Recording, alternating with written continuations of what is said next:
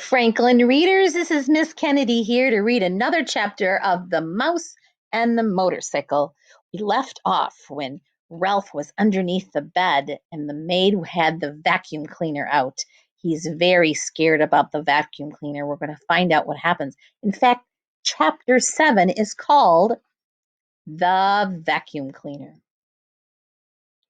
From his position under the bed, Ralph watched the tank of the vacuum cleaner being dragged in from the hall and listened to the clang and the clash of the attachments as the maid connected the long metal tube to the nozzle at the end of the hose and fastened the carpet cleaning part to the end of the tube.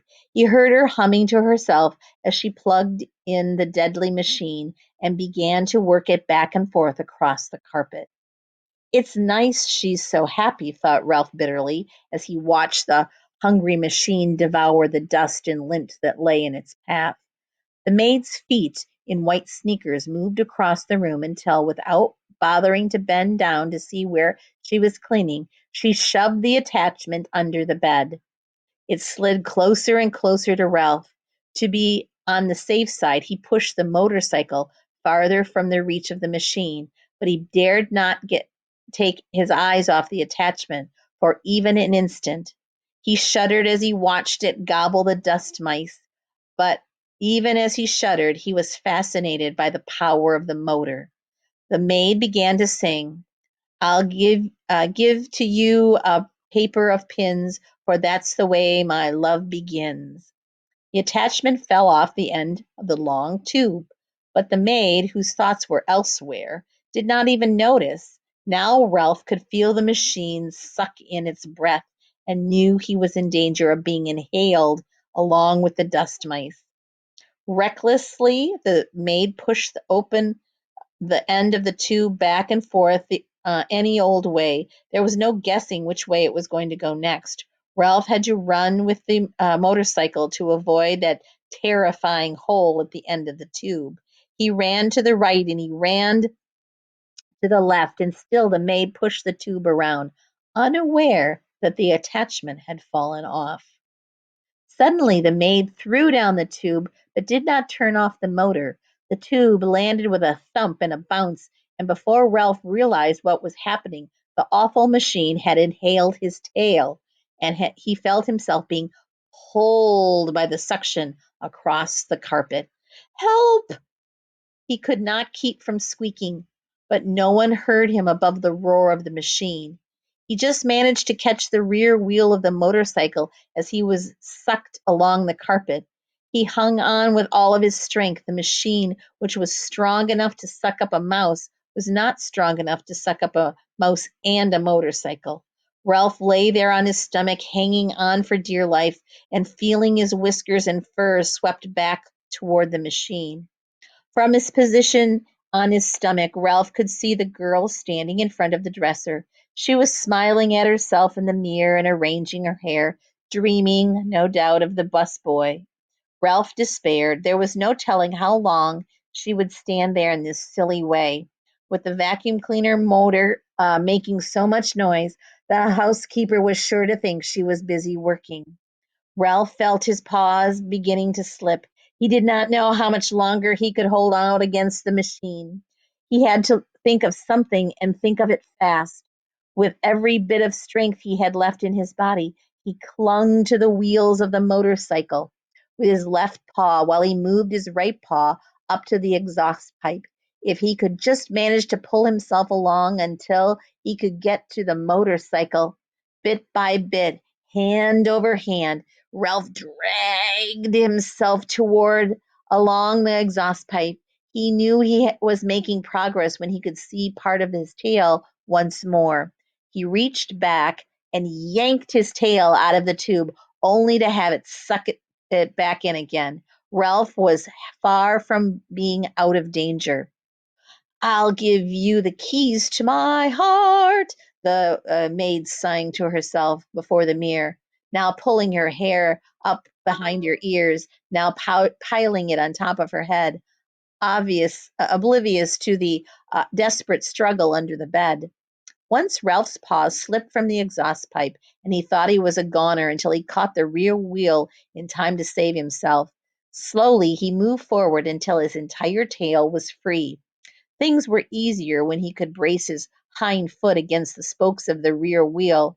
Slowly he rose, clinging to the machine until he was able to grasp the handle grips and throw his leg over the seat.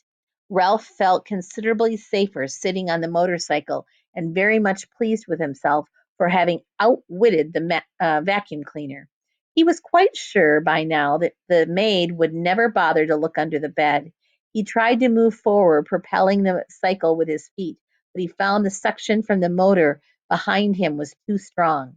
This made him wonder if the motor on Keith's cycle was stronger than the pull of the machine behind him.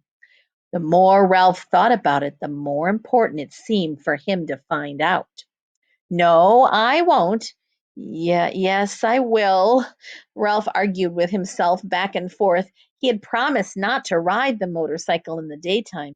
Yes, but Keith did not know that he would have a chance to see which was stronger, the motorcycle or the vacuum cleaner. Keith would be interested, wouldn't he? Wouldn't any boy? Riding the motorcycle would not be reckless. It would be an important experiment. Motorcycle versus vacuum cleaner. Which would be the winner? Ralph had to find out. The maid turned abruptly from the mirror. Her feet and her sneakers moved across the floor toward the electric outlet. If she disconnected the vacuum cleaner, there would be no experiment.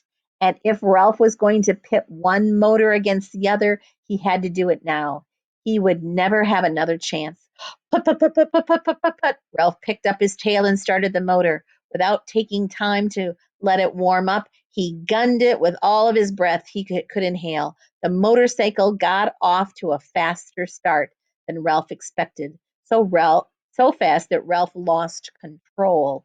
He shot out from under the bed just as the vacuum cleaner died with a long, drawn out groan. Suddenly, everything went white, and Ralph found himself bumping along in the strange, ghostly place, all white and made of cloth that seemed to be closing in on him from every direction.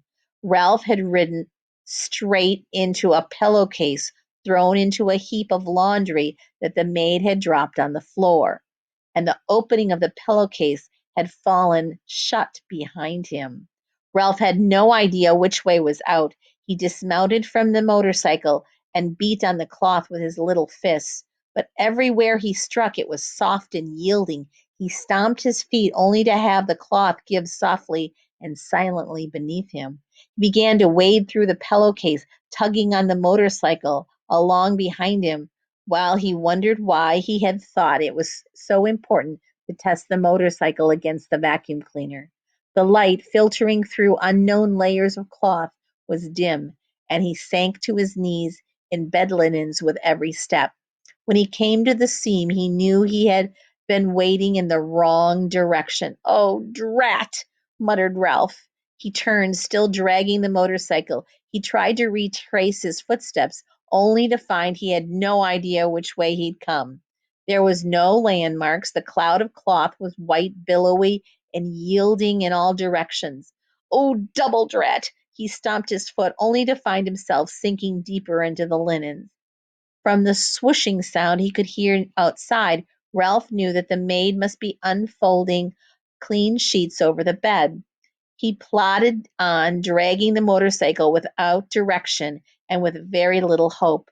He promised to buy me a bunch of blue ribbons, sang the maid, to tie up my bonny brown hair. Down at the hall, a door opened, and Ralph heard a muffled woof, woof, and in a moment the click of little dog's toenails on the bare floor at the edge of the hall carpet, followed by sniffing that was dangerously close. The little terrier began to bark. I know you're in there, he yipped. Stick out your tongue and waggle your fingers at me, will you? You just wait. Paws began to scratch at the sheets and pillowcases as if the dog were trying to dig a hole. Ralph decided it was wiser not to talk back to the dog. He huddled, scarcely breathing, against the motorcycle.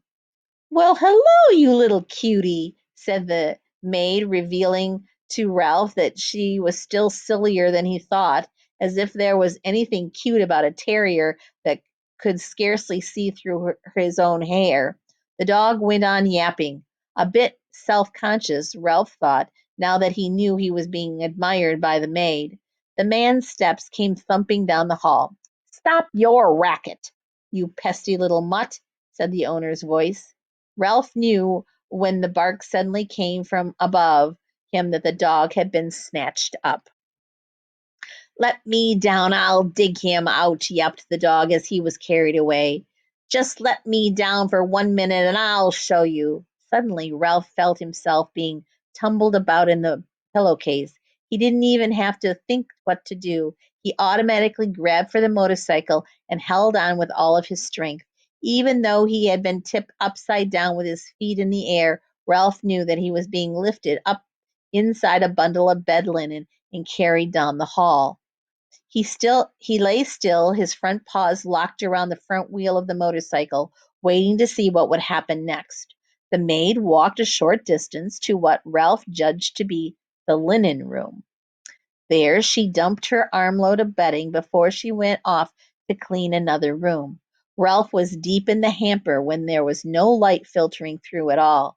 These sheets and pillowcases were on their way to the laundry, and since he had no wish to be laundered any more than he had a wish to be thrown out with the trash, there was only one thing for him to do: start chewing. Ralph ripped into the pillowcase with his sharp teeth, and in no time he had made a ragged hole, which he crawled through. When he tried to pull the motorcycle after him, he discovered that the hole was too small. He had to stop and chew a bigger hole before he could pull the machine along with him. Ralph chewed through another layer of cloth and then another as he worked his way upward, each time enlarging the hole for the motorcycle. His jaw began to ache, and still another layer of cloth lay ahead of him. This time a damp bath towel, which would make slow chewing. Ralph was forced to make a decision. Did he have to save his life, or did he want to be carried off to the laundry with the motorcycle? There was only one answer. He wanted to save his life. He must abandon and leave behind the motorcycle. With aching jaws, Ralph chewed onward and upward, moving faster now that he was just making mouse-sized holes instead of motorcycle-sized holes. The bath towel had left an unpleasant, furry taste in his mouth. Gradually, light began to filter through the cloth until finally, when Ralph thought he could not force his jaws to close one more mouthful of fiber, he emerged into the daylight at the top of the hamper. Phew, said Ralph, gasping, rubbing his aching jaws and wading across the sheets to the edge of the hamper. He leaped lightly to the floor and hugged the baseboard, scurrying down the hall to room 215, where he flattened himself and squeezed under the door. Safe but exhausted and filled with remorse at the loss of Keith's motorcycle, Ralph dragged himself off to the mouse hole to catch up on sleep he should have had during the day. Mm, that's not a good thing. He was supposed to be very careful. It really wasn't completely Ralph's fault. There are two pictures in this one. This one is a picture of Ralph trying to escape from the end of the vacuum cleaner. The attachment you can kind of see there fell off. The other picture is a picture of the dog barking at Ralph inside the sheets and pillowcases. So he left behind the motorcycle. He had to make an important decision. If he stayed with the motorcycle, he probably would have gone off to the laundry, and who knows what would have happened to him. Goodness. Well, we'll find out what happens to Ralph and the motorcycle at the next time we get together. So, bye for now, friends.